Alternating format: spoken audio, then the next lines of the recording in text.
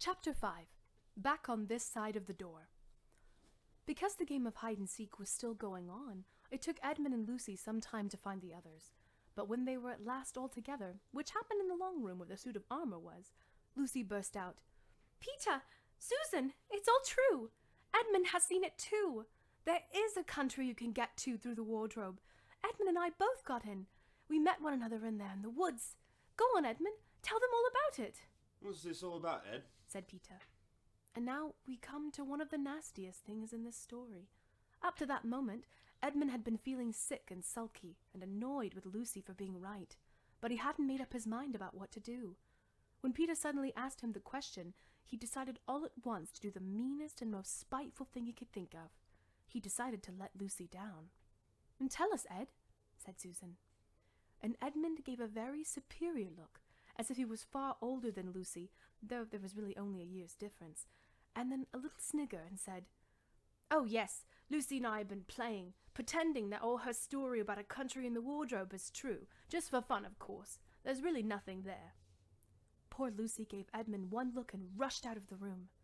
Edmund, who was becoming a nastier person every minute, thought that he had scored a great success, and went on at once to say, "There she goes again. What's the matter with her? That's the worst of young kids. They're always—" Look here. said Peter, turning on him savagely. Shut up. You've been perfectly beastly to Lou ever since we started this nonsense about the wardrobe, and now you go playing games with her about it and setting her off again. I believe you did it simply out of spite. "But it's all nonsense," said Edmund, very taken aback. Of course it's all nonsense. Said Peter. That's just the point. Lou was perfectly alright when we left home, but since we've been down here, she seems to be either going queer in the head or else turning into a most frightful liar. But whichever it is, what good do you think you'll do by jeering and nagging her one day and then encouraging her the next? I thought, said Edmund, but he couldn't think of anything to say. You didn't think at all. Said Peter. It's just spite. You've always liked being beastly to anyone smaller than yourself. We've seen that at school before now. "Do stop it," said Susan. "It won't make things any better having a row between you two. Let's go and find Lucy." It was not surprising that when they found Lucy a good deal later, everyone could see that she had been crying. Nothing they could say to her made any difference. She stuck to her story and said, "I don't care what you think, and I don't care what you say. You can tell the professor, or you can write to Mother, or you can do anything you like. I know I've met a fawn in there.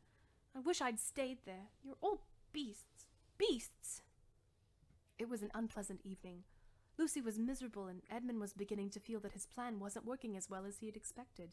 The two older ones were really beginning to think that Lucy was out of her mind. They stood in the passage talking about it in whispers long after she'd gone to bed.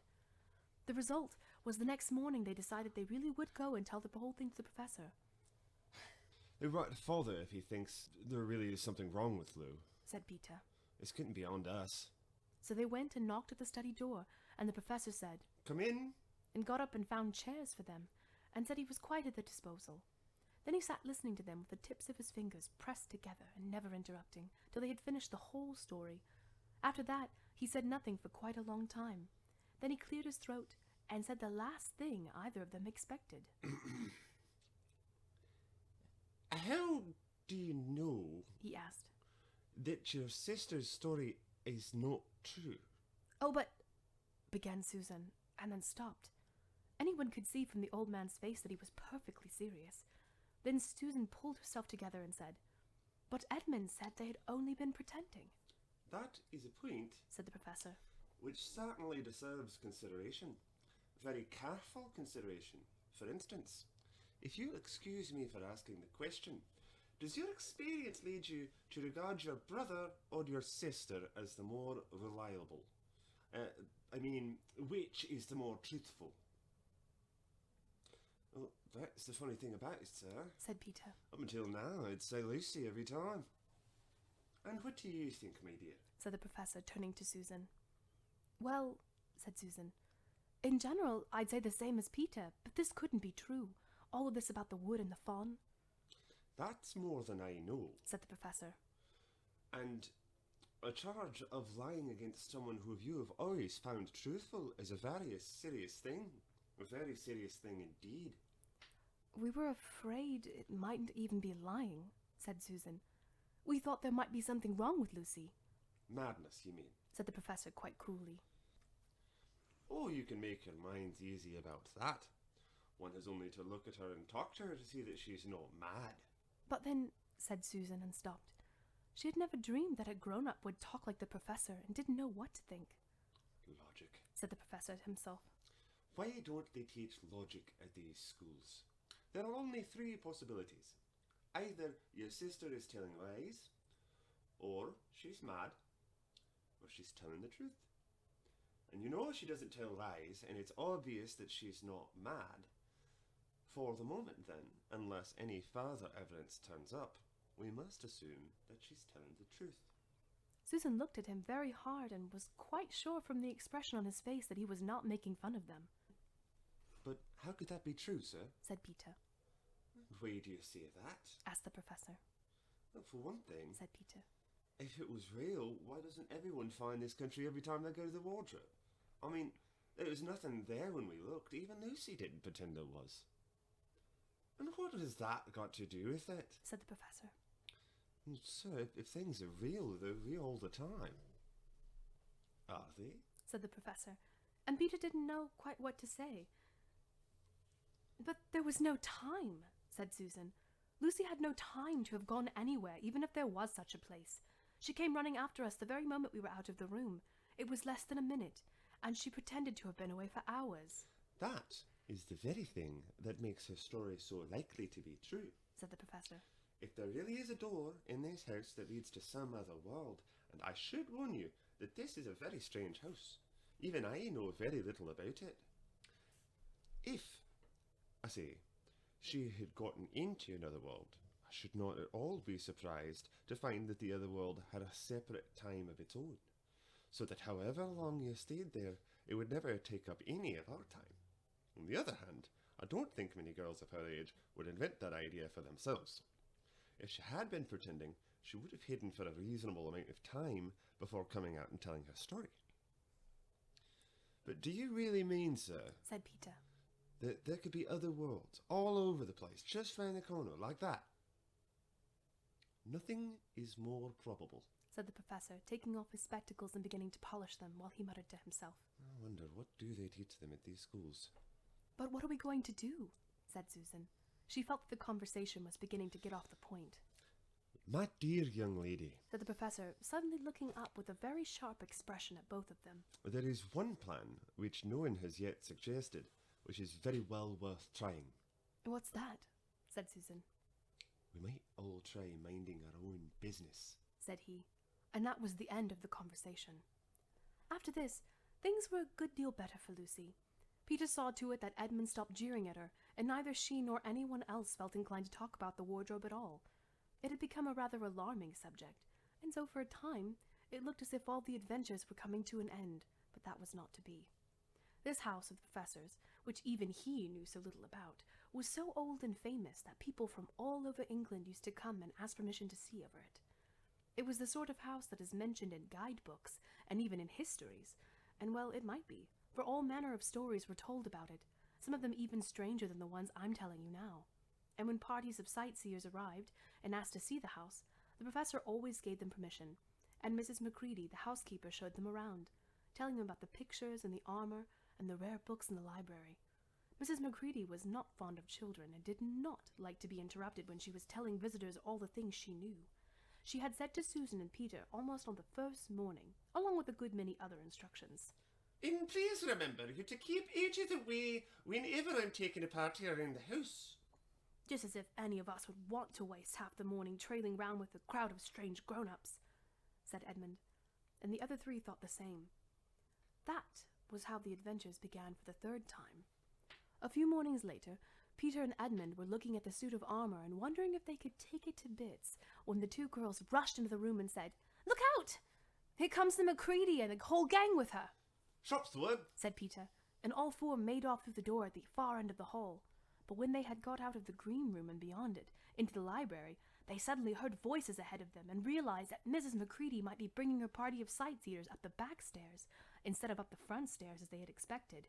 And after that, whether it was they had lost their heads or that Mrs. Macready was trying to catch them or some magic in the house had come to life and was chasing them into Narnia, They seemed to find themselves being followed everywhere, until at last Susan said, "Oh, bother these trippers! Here, let's get into the wardrobe room till they've passed. No one will follow us in there."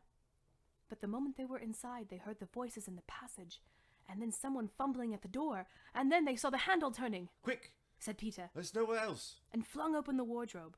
All four of them bundled inside it and sat there, panting in the dark. Peter held the door closed, but did not shut it, for of course he remembered, as every sensible person does, that you should never, never shut yourself in a wardrobe. Chapter 6. Into the Forest. "I wish the Macready would hurry up and take all these people away," said Susan presently. "I'm getting horribly cramped. And what a filthy smell of camphor," said Edmund. "I expect the pockets of these coats are full of it," said Susan. "to keep away the moths." "There's something sticking into my back," said Peter. "And isn't it cold?" said Susan. "Now that you mention it, it is cold," said Peter. "And hang it all, it's wet, too. What's the matter with this place? I'm sitting on something wet. It's getting wetter every minute." He struggled to his feet. "Let's get out," said Edmund. "They've gone." "Oh!" said Susan suddenly, and everyone asked her what was the matter. "I'm sitting against a tree. said Susan. And look, it's getting light over there." "By Jove, you're right," said Peter.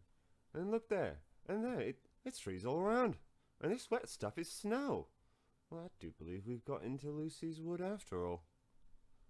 And now there was no mistaking it, and all four children stood blinking in the daylight of a winter day. Behind them there were coats hanging on pegs. In front of them there were snow-covered trees. Peter turned at once to Lucy. "I apologize for not believing you," he said. "I'm sorry. Will you shake hands?" "Of course," said Lucy, and did. "And now, said Susan. what do we do next?" "Do?" said Peter. "Why, we go explore the wood, of course," Ugh, said Susan, stamping her feet. it's pretty cold. What about putting on some of these coats? "They're not ours," said Peter doubtfully. I'm sure nobody would mind. Said Susan. It isn't as if we wanted to take them out of the house. We shan't take them even out of the wardrobe." "I never thought of that, Sue," said Peter. "Of course, now you put it that way, I see. No one could say you had bagged a coat as long as you leave it in the wardrobe where you found it, and I suppose this whole country is in the wardrobe." They immediately carried out Susan's very sensible plan. The coats were rather too big for them, so that they came down to their heels and looked more like royal robes than coats when they had put them on. But they all felt a good deal warmer, and each thought the others looked better in their new get-up, and more suitable to the landscape. "We can pretend we're Arctic explorers," said Lucy. "This is going to be exciting enough without pretending," said Peter, as he began to lead the way forward into the forest. There were heavy, darkish clouds overhead, and it looked like there might be more snow before night. "I say," began Edmund presently. "oughtn't we be bearing a little bit more to the left? That is, if we're aiming for the lamppost?" He had forgotten for the moment that he must pretend never to have been in the wood before. The moments that the words were out of his mouth, he realized that he had given himself away. Everyone stopped. Everyone stared at him. Peter whistled. "So you really were here," he said. "That time Lou said she'd met you here, and you made out that she was telling lies." There was a dead silence. "Well, of all the poisonous little beasts," said Peter, and shrugged his shoulders and said no more. There seemed, indeed, no more to say, and presently the four resumed their journey. But Edmund was saying to himself, "I'll pay you out for this, you pack of stuck-up, self-satisfied prigs." "Where are we going anyway?" said Susan, chiefly for the sake of changing the subject. "I think Lou ought to be the leader," said Peter. "Goodness knows she deserves it. Where will you take us, Lou?" "What about going to see Mr. Tumnus?" said Lucy. "He's the nice fawn I told you about." Everyone agreed to this, and off they went, walking briskly and stamping their feet. Lucy proved a good leader. At first she wondered whether she would be able to find the way, but she recognized an odd-looking tree in one place and a stump at another, and brought them on to where the ground became uneven, and into the little valley, and at last to the very door of Mr. Tumnus's cave. But there a terrible surprise awaited them. The door had been wrenched off its hinges and broken to bits. Inside, the cave was dark and cold, and had the damp feel and smell of a place that had not been lived in for several days. Snow had drifted in from the doorway, and was heaped on the floor, mixed with something black, which turned out to be the charred sticks and ashes from the fire. Someone had apparently flung it about the room and then stamped it out. The crockery lay smashed on the floor, and the picture of the fawn's father had been slashed into shreds with a knife. Oh, it's a pretty good washout, said Edmund. Not much good coming here. What's this? Said Peter, stooping down. He had just noticed a piece of paper which had been nailed through the carpet to the floor. Is there anything written on it? Asked Susan. Yes, I think there is, answered Peter, but I can't read it in this light. Let's get it out in the open air. They all went out in the daylight and crowded around Peter as he read out the following words. The former occupant of these premises, the Fawn Tumnus, is under arrest and awaiting his trial on a charge of high treason against Her Imperial Majesty Jadis, Queen of Narnia, Chatelaine of Cair Paravel, Empress of the Lone Islands, etc. Also of comforting her said Majesty's enemies, harboring spies, and fraternizing with humans. Signed Morgrim, Chief of the Secret Police. Long live the Queen! The children stared at each other. I don't know that I'm going to like this place after all, said Susan. Who is this Queen, Lou? Said Peter. Do you know anything about her? She isn't a real queen at all, answered Lucy. She's a horrible witch. The White Witch. Everyone, all the wood people, hate her. She has made an enchantment over the whole country so that it's always winter here and never Christmas. I wonder if there's any point in going on, said Susan. I mean, it doesn't seem particularly safe here, and it looks as if we won't be much fun either. And it's getting colder every minute, and we've brought nothing to eat. What about just going home? How about we can't? Said Lucy suddenly. Don't you see? We can't just go home, not after this. It's all on my account that the poor fawn has gotten into this trouble. He hid me from the witch and showed me the way back. That's what it means by comforting the Queen's enemies and fraternizing with humans. We simply must try to rescue him. A lot of good we could do, said Edmund, when we haven't even gotten anything to eat. Shut up, you, said Peter, who was still very angry with Edmund. What do you think, Susan? I've a horrid feeling that Lou is right, said Susan. I don't want to go a step further, and I wish we'd never come. But I think we must try to do something for Mr. Whatever his name is. I mean, the fawn. That's what I feel too, said Peter. I'm worried about having no food with us.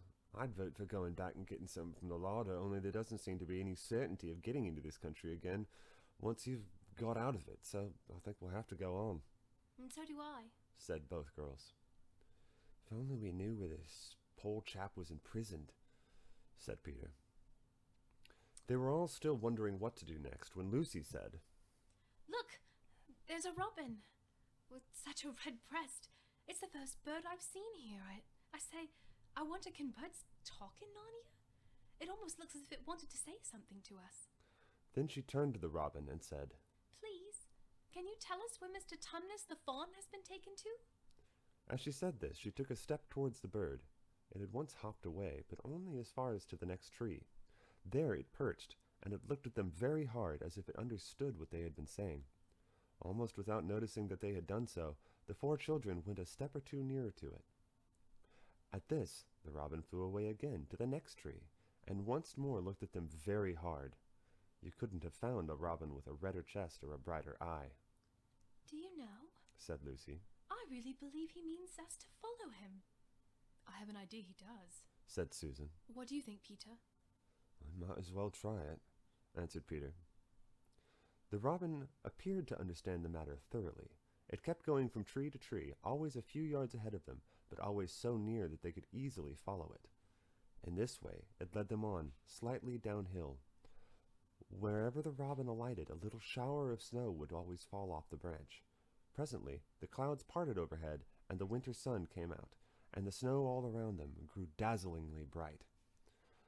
They had been traveling in this way for about half an hour with the two girls in front when Edmund said to Peter, If you're still not too high and mighty to talk to me, I have something to say which you'd better listen to. What is it? Said Peter. Not too loud, said Edmund. There's no good frightening the girls, but have you realized what we're doing? What? Said Peter, lowering his voice to a whisper. We're following a guide we know nothing about. How do we know which side this bird is on? Why shouldn't it be leading us into a trap? That's a nasty idea. Still, Robin, you know, they're good birds in all the stories I've ever read. I'm sure a robin wouldn't be on the wrong side. If it comes to that, which is the right side? How do we know that this fawn is in the right and the queen, as I know we've been told she's a witch, is in the wrong? We don't really know anything about either. The fawn saved Lucy. He said he did, but how do we know? And there's another thing too. Has anyone the least idea of the way home from here? Great Scott, said Peter. I hadn't thought of that, No chance of dinner either. said Edmund.